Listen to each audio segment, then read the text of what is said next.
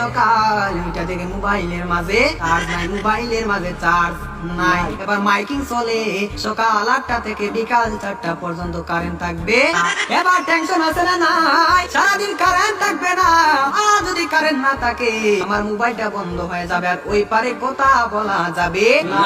এবার ওই পার থেকে রাগ করবে কি করবে না। এবার যখন বিকাল 4টা বেজে গেল, এই মাত্র কারেন্ট আসলো আর মোবাইলটা চার্জে লাগাইয়াই টিপানো আরম্ভ। বার মেসেজ করে হাই, বার গিয়ে দেখে ওই পার থেকে ব্লক করে দিছে।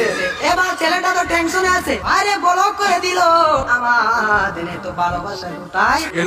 এবার 2 দিন পরে ব্লকটা খুললো, 2 দিন পরে ব্লকটা খুললো। এই 2 দিনের মাঝে ছেলেটার আরেকটা হয়ে গেছে, আরেকটা হয়ে গেছে। এবার মেয়েটা বলে তোমার সাথে আমি পালিয়ে আমাদের বাড়িতে মানবে না, চলো আমরা পালিয়ে যাই। আমি রাগ করেছিলাম, আমার রাগ তুমি কেন ভাঙাও না। আর ছেলেটা রাগ কি ভাঙাবে, এই 2 দিনের মাঝে আরেকটা কপালের মাঝে জুইটা গেছে। ওই মেয়েটা বলে চলো আমরা পালিয়ে যাই, ছেলে বলে চলো। ছেলেটা মনে মনে ভাবে তোমার একটা শিক্ষা দিতে হবে। এবার মেয়েটা সকালে স্টেশনের মাঝে গাড়ি গুটি লইয়া রেডি। এবার ছেলেটা তো আসে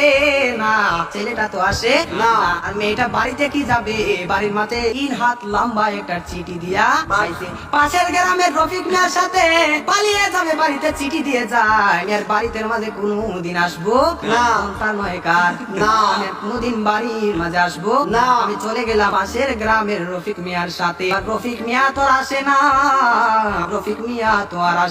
না, এবার 1 ঘন্টা চলে যায়, 2 ঘন্টা চলে যায়, ছেলেটার মোবাইলে বন্ধ।